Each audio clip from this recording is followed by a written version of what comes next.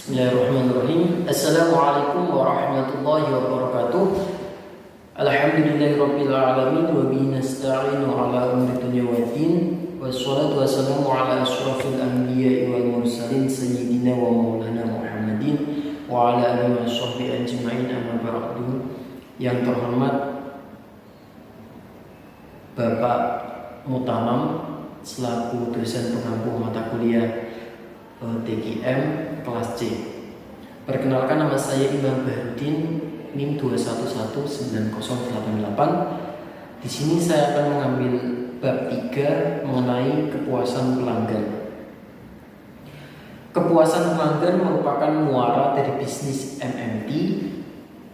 Mutu produk atau jasa perlu selalu ditingkatkan untuk memenuhi bahkan melampaui kepuasan pelanggan.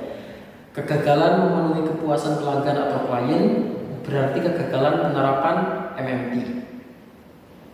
Untuk itu, dalam bab ini perlu dibahas topik-topik yang terkait, yaitu pengertian pelanggan, kemudian cara pandang terhadap pelanggan, selanjutnya itu mengidentifikasi kebutuhan pelanggan, dan berbagai pendekatan mengakses kebutuhan pelanggan serta mengakomodasi kebutuhan pelanggan. Kita masuk ke dalam pengertian pelanggan. Secara tradisional, pelanggan adalah pihak yang membeli atau menggunakan produk atau jasa yang ditawarkan. Dalam konteks MMT, pelanggan adalah semua pihak yang menerima jasa atau produk yang kita hasilkan atau kita berikan. Seperti misalkan ada jual beli. Nah, ada seorang A bernama Imam dan seorang B itu bernama Wahyudila. Nah, si Imam ini sebagai seorang pembeli. Nah, Mbak Wahyudila ini sebagai penjual atau yang memiliki jasa atau produk tersebut. Nah, seperti itu. Goetz mengatakan bahwa pelanggan menentukan mutu dan kita menghasilkannya. Pelanggan dikategorikan menjadi pelanggan internal dan pelanggan eksternal. Apa sih internal dan eksternal itu? Nah, kita masuk ke dalam pelanggan internal dulu. Pelanggan internal adalah semua pihak penerima jasa atau produk yang ada di satu institusi. Sedangkan pelanggan eksternal adalah mereka yang ada di luar instansi penghasil atau jasa. Seperti itu. Pada masing-masing kategori baik pelanggan internal maupun eksternal masih perlu diklasifikasi menjadi pelanggan primer, sekunder, dan tersier. Dalam konteks pendidikan, siswa dapat dikategorikan sebagai pelanggan internal, tetapi juga dapat dikategorikan sebagai pelanggan eksternal. Sebagai kategori pertama, manakala siswa ikut berperan dan berkontribusi bersama-sama, pihak sekolah menghasilkan produk atau jasa. Di lain sisi, siswa dapat dikategorikan sebagai pelanggan eksternal, manakala mereka pasif, hanya menerima begitu saja dan tidak berperan dalam menghasilkan produk atau jasa sekolah. Penulis lebih setuju pandangan yang pertama, karena pada kenyataannya umumnya siswa aktif meningkatkan kemampuan dirinya, misalnya dengan membeli buku, bahkan mengikuti les privat di luar sekolah untuk lulus ujian dengan meraih nilai yang tinggi. Ilustrasi kategori dan klasifikasi pelanggan di lembaga pendidikan dapat digambarkan sebagai berikut. Nah, secara kelembagaan, pelanggan eksternal primer dalam konteks sekolah adalah siswa. Kemudian yang eksternal sekunder adalah orang tua atau wali murid, dan eksternal tersier adalah masyarakat dan pemerintah. Jadi yang primer itu berupa siswa atau sekolah.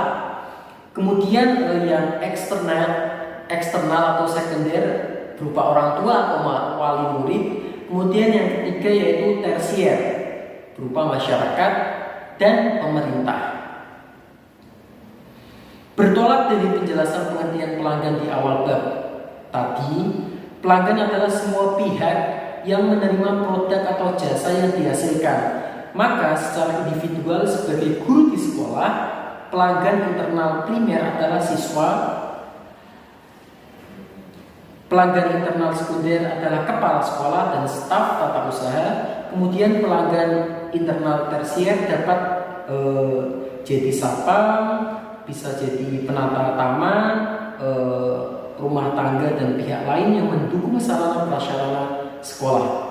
Sebagai kepala sekolah yang lebih punya tanggung jawab memanage guru, staf dan sarana prasarana daripada mengajar di kelas, maka pelanggan internal primer guru, pelanggan internal sekunder adalah staf administrasi dan staf pendukung, dan pelanggan internal tersier dapat jadi juga satpam, penata taman, dan pihak lain yang mendukung sarana prasarana di sekolah.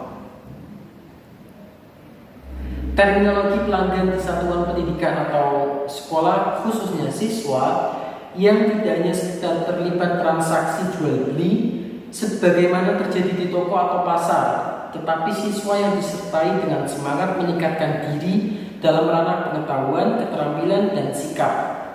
Demikian juga untuk pihak sekolah sebagai penyedia jasa, sehingga dapat jadi tidak terlalu memperhatikan untung rugi, namun ada semangat dan bimbingan secara profesional untuk meningkatkan mutu para lulusan atau alumninya, sehingga terminologi pelanggan untuk siswa banyak pihak mengusulkan untuk diganti dengan klien. Goetz juga menegaskan dalam konteks MMT, seorang manajer harus fokus pada pelanggan, baik pelanggan eksternal maupun pelanggan internal.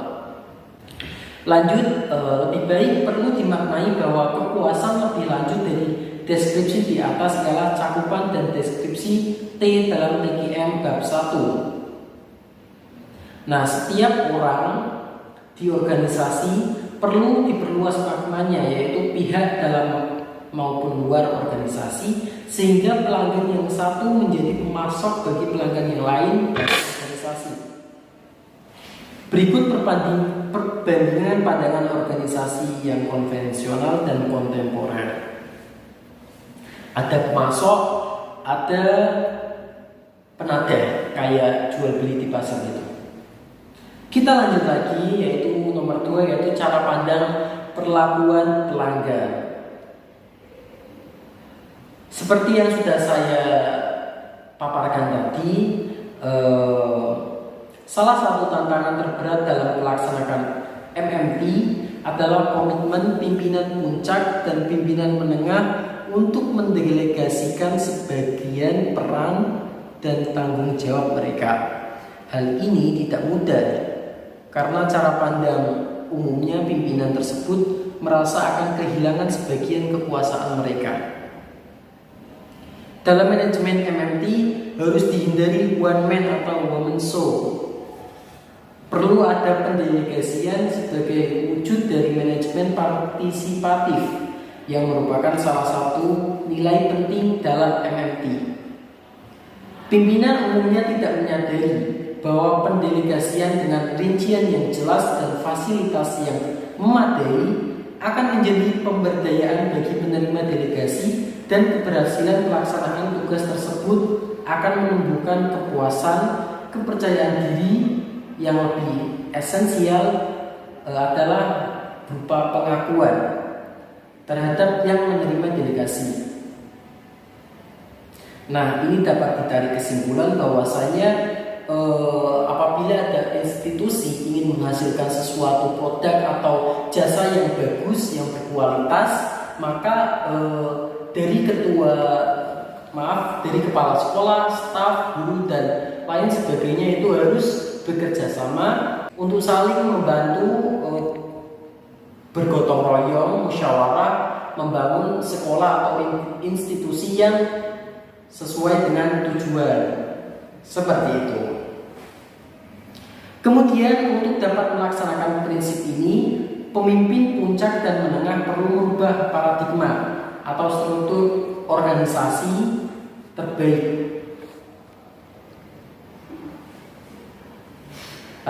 Struktur suatu organisasi pimpinan berada pada posisi yang paling atas atau puncak, dan di bawahnya pimpinan menengah, di bawahnya lagi survivor, dan paling bawah adalah pekerja garis depan. Untuk konteks sekolah, cara pandang terhadap pelanggan sama seperti skema struktur organisasi yang terpampang di dinding, yaitu kepala sekolah berada di puncak, dilanjutkan ke bawah wakil kepala sekolah, di bawahnya lagi kepala bagian, dilanjutkan guru dan staf tata usaha, dan yang paling bawah lagi adalah siswa. Sebaliknya, sesuai pandangan kontemporer terhadap pelanggan, maka pada paradigma kontemporer, kepala sekolah adalah pemasok bagi semua pihak internal sekolah, termasuk wakil kepala sekolah, guru, staf, siswa, dan lain sebagainya. Produk yang dihasilkan kepala sekolah dapat berupa antara lain kebijakan, berupa arahan, berupa perintah, dan bahkan termasuk bentuk produk yang paling sederhana berupa draft atau konsep surat. Sehingga pada paradigma ini posisi kepala sekolah berada pada yang paling bawah, dengan makna ia menjadi pemasok dan juga sebagai fasilitator bagi semua warga sekolah yang tidak lain adalah pelanggan internal sekolah.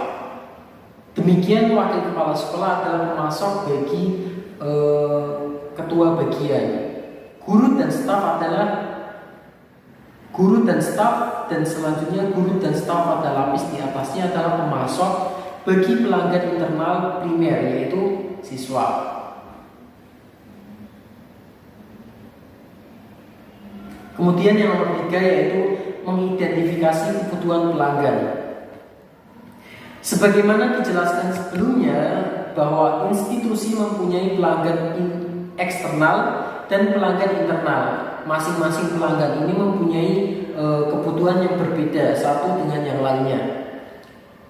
Yang pertama, mengidentifikasi kebutuhan pelanggan eksternal.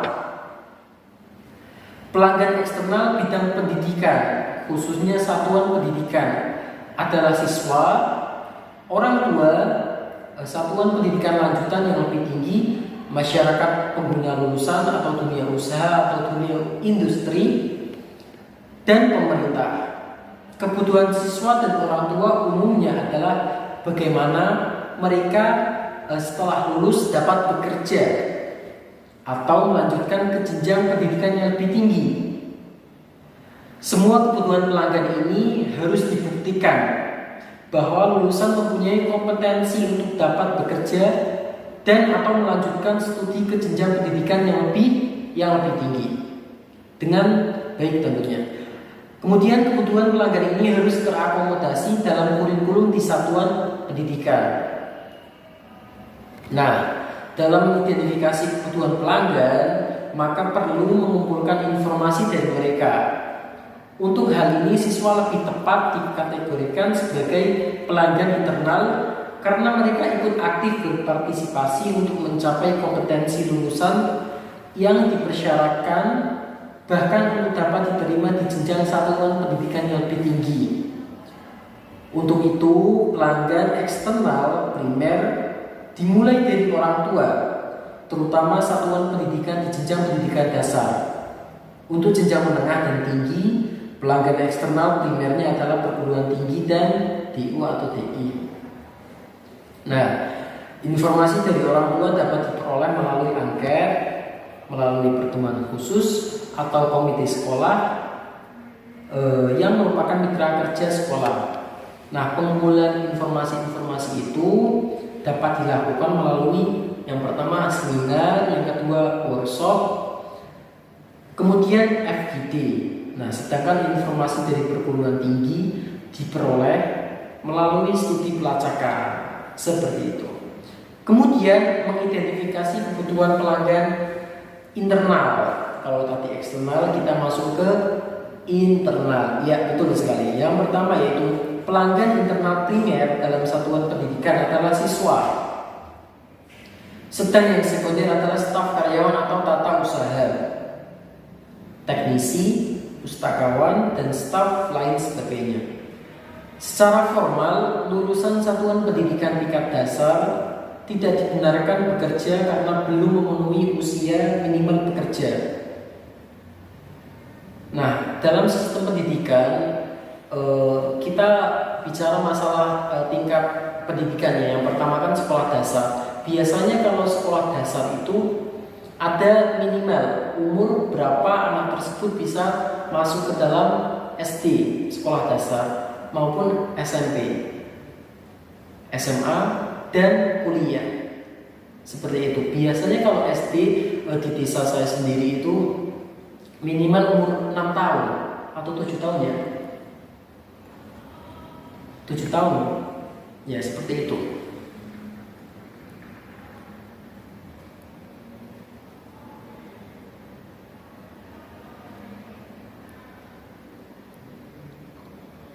Nah, untuk itu kebutuhan siswa di satuan pendidikan ini adalah bagaimana bisa belajar dengan maksimum.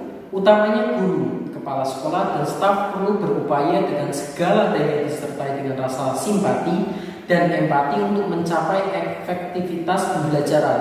Ruang kelas, fasilitas yang ada, dan sekolah secara keseluruhan perlu dimanage atau diatur untuk mendukung proses belajar mengajar yang efektif, membekali siswa untuk melanjutkan pendidikan ke jenjang pendidikan menengah. Kebutuhan siswa di tingkat satuan pendidikan dapat diidentifikasi melalui pertemuan informal di setiap kelas, dilengkapi dengan angket kepada orang tua.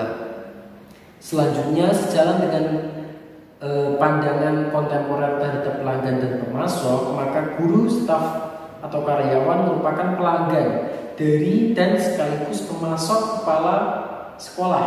Demikian pula karyawan, pustakawan, teknisi, dan staf lainnya adalah pelanggan dari sekaligus juga pemasok kepada guru, dan demikian seterusnya. Sama ya berarti. Untuk itu setiap pihak perlu menumbuhkannya budaya peduli mutu, berobsesi mencapai mutu sehingga berupaya sebaik mungkin memuaskan semua pihak dan bersinergi mendukung dan memfasilitasi siswa untuk mencapai kompetensi yang diperlukan guna dapat melanjutkan studi mereka. Kebutuhan mereka dapat dilakukan melalui forum informal di waktu istirahat maupun secara formal dalam wadah gugus kendali mutu yang dapat diwujudkan dalam kelompok kerja guru atau KKG, kemudian musyawarah guru mata pelajaran atau MGMP.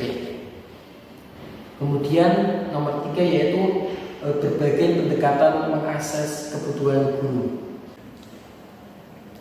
Kemudian yang nomor 3 yaitu berbagai pendekatan mengakses kebutuhan pelanggan. Nah, informasi yang diperoleh dari pelanggan melalui kotak saran, angket, FGD, workshop, dan studi pelacakan perlu dikelompokkan lagi, dianalisis, dan disimpulkan. Nah, prosedur ini sebaiknya dilakukan oleh suatu tim mutu sekolah yang telah dibentuk oleh sekolah dan mempunyai anggota dari unsur sekolah, unsur sekolah, komite sekolah, dan wakil masyarakat yang peduli terhadap peningkatan mutu sekolah. Nah, dalam menganalisis atau menyimpulkan akses kebutuhan pelanggan itu yang pertama yaitu dari komite sekolah, kemudian wakil masyarakat. Nah, wakil masyarakat ini bisa dipilih untuk orang-orang yang peduli terhadap pendidikan, misal orang-orang yang emang mempunyai simpati dan empati terhadap pendidikan, seperti itu. Kemudian hasil rumusan atau analisis tadi dirumuskan kembali ke dalam silabus mata pelajaran yang selanjutnya dideskripsikan ke dalam kurikulum dengan rencana persiapan pembelajaran atau RPP. Untuk itu, kepala sekolah dan khususnya guru harus mampu memahami silabus, kurikulum, dan RPP dari masing-masing mata pelajaran yang diampunya. Tim mutu sekolah dapat menggunakan workshop bersama atau pihak perguruan tinggi untuk menyusun silabus dan kurikulum sesuai yang dapat memuaskan mereka. Untuk sekolah kejuruan, perumusan kurikulum dapat menggunakan pendekatan pengembangan kurikulum yang berorientasi profesi di dunia industri atau usaha. dapat merujuk ke pendekatan Development of a Curriculum Dajun dari Robert Norton. Kemudian nomor 4 yaitu mengakomodasi kebutuhan pelanggan. Acuan utama program sekolah adalah kurikulum. Perlu diingat, acuan program utama sekolah adalah kurikulum. Betul sekali. Secara alami sesuai tuntutan zaman, memang kurikulum secara periodik perlu dikaji ulang untuk mengakomodasi tuntutan pelanggan. Nah, secara nasional, semua kurikulum sekolah harus merujuk kepada standar isi yang dirumuskan oleh Badan Standar Nasional Pendidikan (BSNP).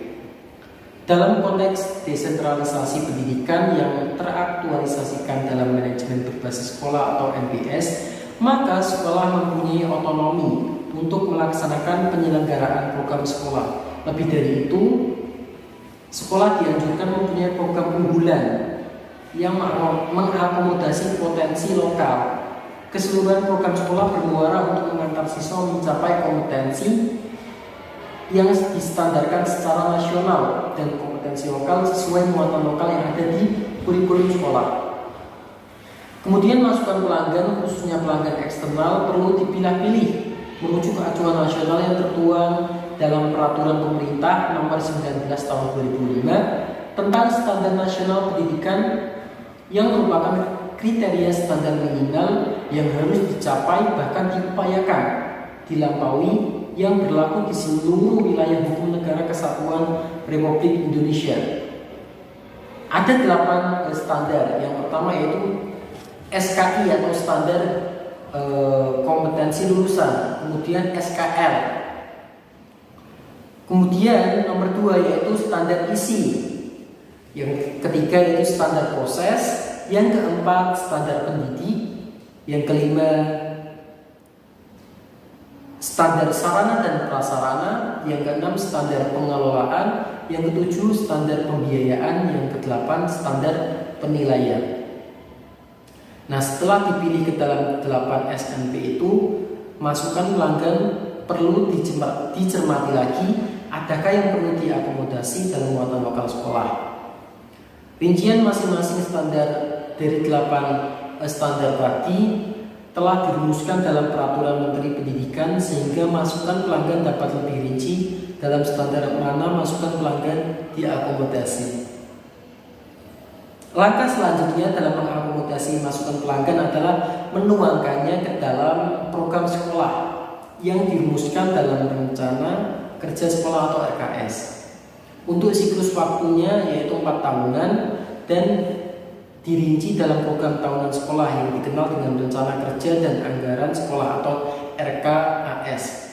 Secara nasional, salah satu program dari Badan Peningkatan Sumber Daya Manusia Pendidikan dan Kebudayaan dan Penjaminan Mutu Pendidikan, Kementerian Pendidikan dan Kebudayaan merintis penyusunan RKAS dan RPS yang dilakukan setiap tahun berbasis hasil evaluasi dari sekolah.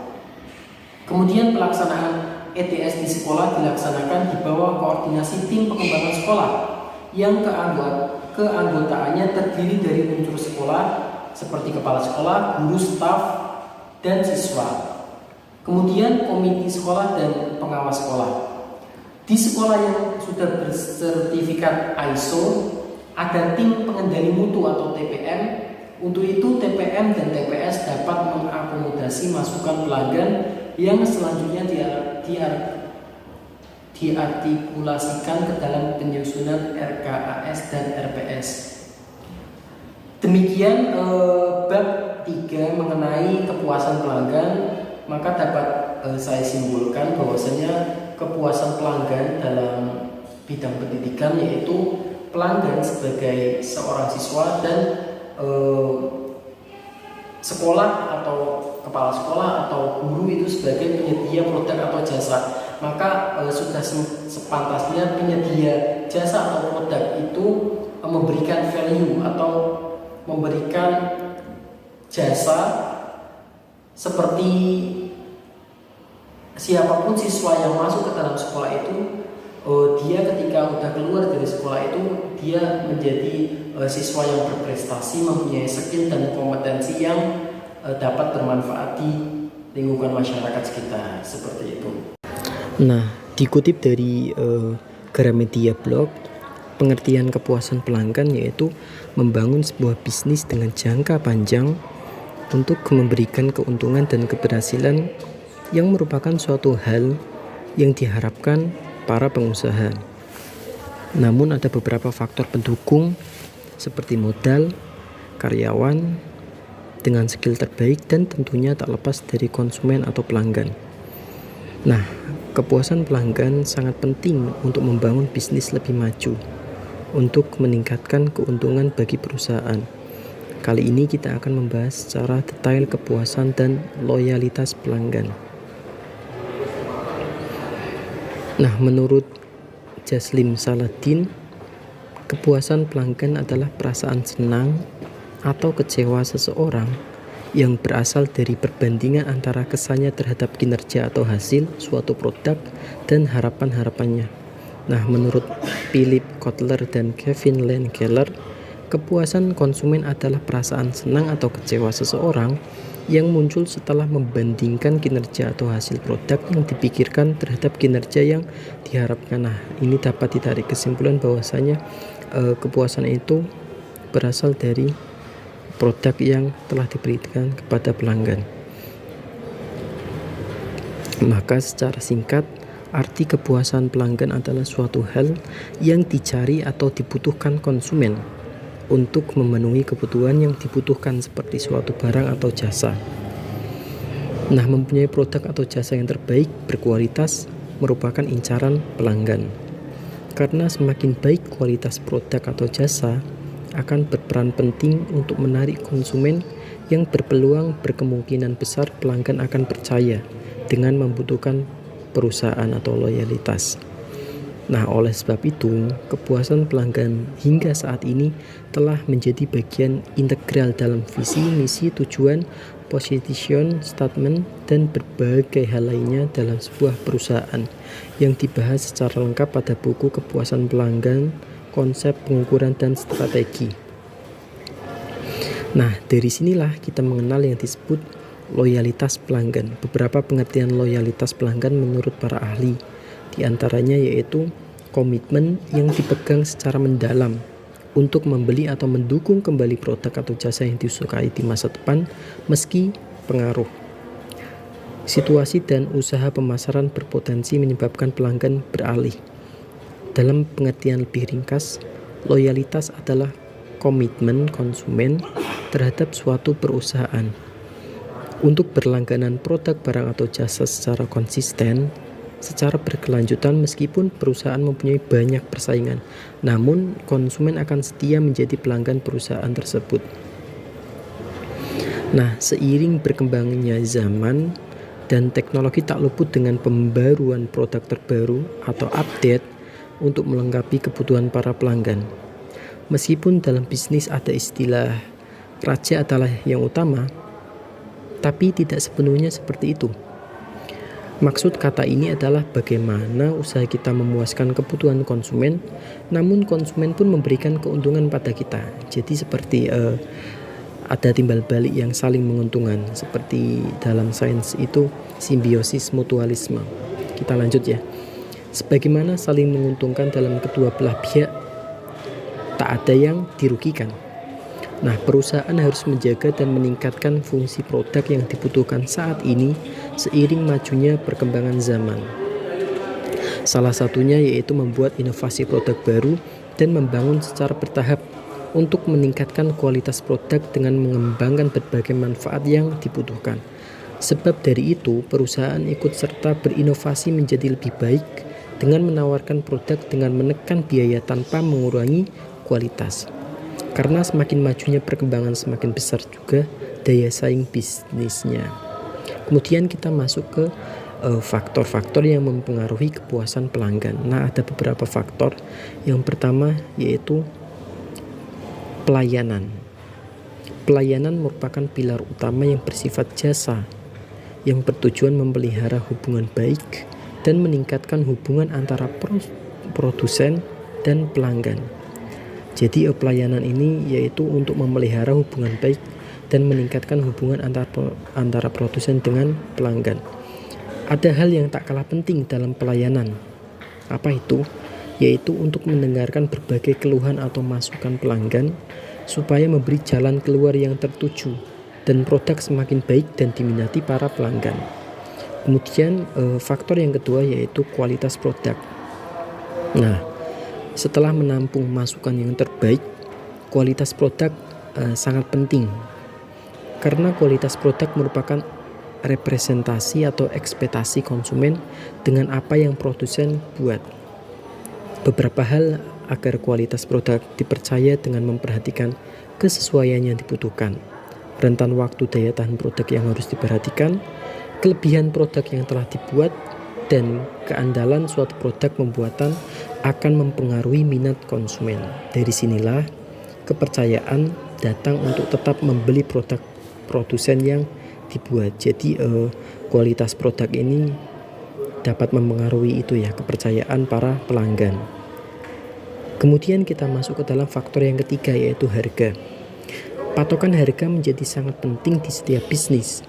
Karena setiap harga yang ditawarkan perusahaan pada konsumen merupakan tolak ukur produk itu sendiri. Harga akan berpengaruh terhadap permintaan produk pasar. Sebab itu, pilihlah harga sebagaimana tingkat bahan baku, alat yang digunakan, dan skill kesulitan menjadikan tolak ukur menjadi nilai harga produk. Nah, ini dapat disimpulkan bahwasanya mengenai harga itu, harga dapat disesuaikan atau diambil dari tingkat bahan baku, kemudian alat yang digunakan, dan lain sebagainya. Jadi tiap harga itu beda-beda sesuai dengan sulit atau tidaknya pembuatan produk itu. Kemudian faktor yang keempat yaitu promosi dan strategi pemasaran yang tepat. Promosi merupakan bagaimana kita memberi informasi untuk menawarkan, meningkatkan penjualan lebih tinggi dari biasanya, dan menciptakan loyalitas suatu produk kepada konsumen. Kegiatan ini berfungsi untuk mempengaruhi konsumen menggunakan jasa atau produk yang akan konsumen merasa puas dengan produk tersebut. Nah, kemudian masuk ke cara mengukur indikator kepuasan pelanggan. Ada beberapa cara. Yang pertama yaitu kritik dan saran. Nah, ini wajib produsen pahami akan menerima kritik dan saran supaya perusahaan lebih berkembang maju untuk selalu menerima saran yang baik dari pelanggan untuk memperbaiki kekurangan-kekurangan suatu masalah dalam produk maupun jasa tersebut. Di beberapa tempat biasanya telah menyiapkan kotak saran yang dapat diisi langsung ataupun bisa melalui telepon yang dapat dihubungi sebagai layanan pelanggan atau call center. Sekarang semakin berkembangnya informasi untuk memberi kritik, saran, dan ide-ide baru lebih mudah, seperti memberikan saran melalui email perusahaan, akun sosial media yang terhubung, dan sudah pasti lebih mudah untuk saling berinteraksi sesama pelanggan.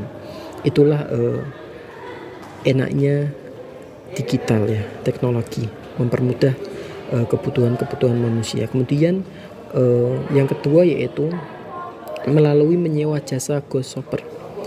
Ghost shopper merupakan salah satu strategi perusahaan untuk mengetahui kualitas pelayanan karyawan kepada konsumen dengan cara seseorang berpura-pura menjadi salah satu konsumen. Ghost shopper ini telah mempunyai info pelayanan sesuai ilmu yang dibekali. Layanan ini biasanya ditemui dalam perusahaan besar seperti penyedia jasa kesehatan, perbankan, perusahaan layanan lainnya. Selain itu, berfungsi mengamati dan mengevaluasi karyawan supaya lebih baik menghadapi konsumen dalam sikap.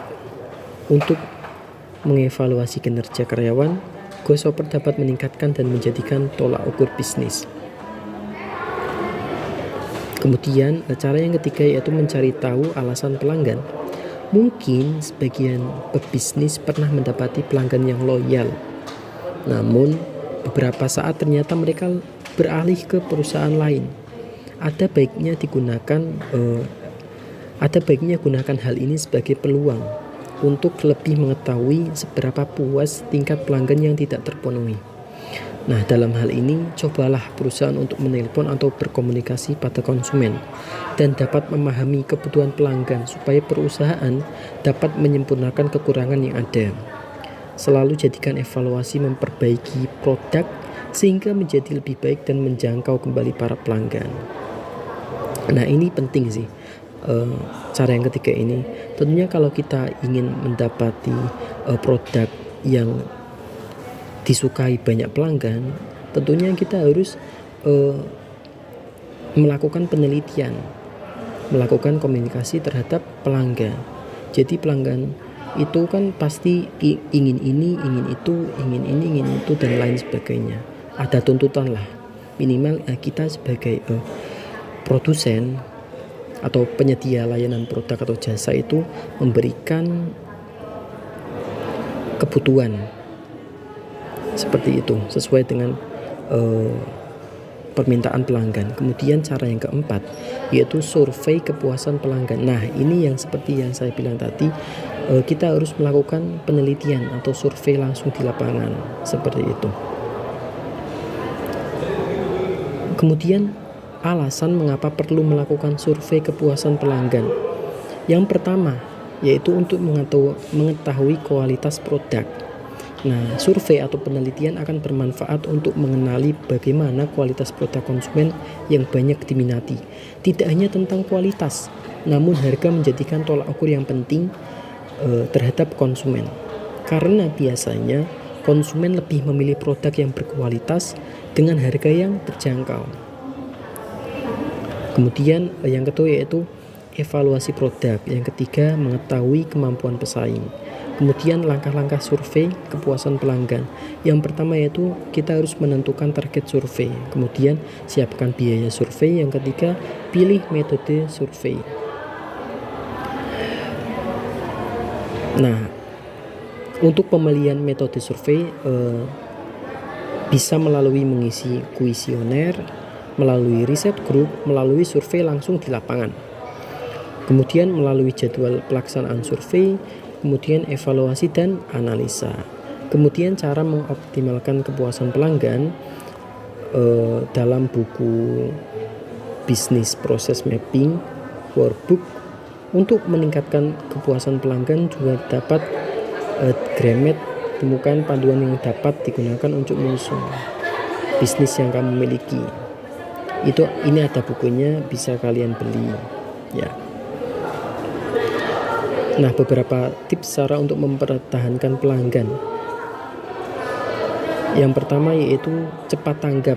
Nah, ini responsif dan ramah terhadap konsumen. Kemudian membangun hubungan yang saling menguntungkan, simbiosis mutualisme. Kemudian berikan reward loyalty.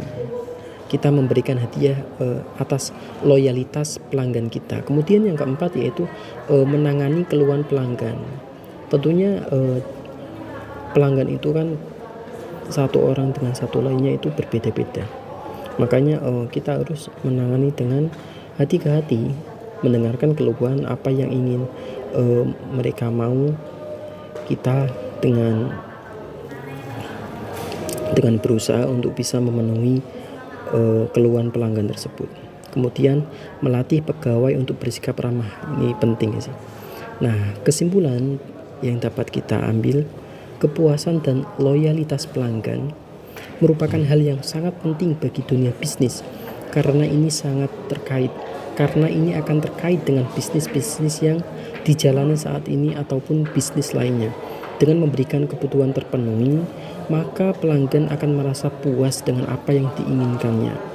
SOP harus dijalankan dan dilatih seperti dalam tata krama, sikap, cara komunikasi kepada pelanggan adalah hal yang sangat penting. Faktor yang dapat mempengaruhi pelanggan pelayanan, kualitas, harga, dan promosi strategi pemasaran yang tepat supaya perusahaan berkembang dan dapat menjangkau lebih dari apa yang direncanakan. Itulah pembahasan mengenai kepuasan pelanggan yang bisa saya sampaikan. Ini saya kutip dari Gramedia Blogspot untuk menambah wawasan tentunya dalam penyampaian tugas UAS ini. Itu saja yang dapat saya sampaikan. Kurang lebihnya mohon maaf. Sekian, wassalamualaikum warahmatullahi wabarakatuh.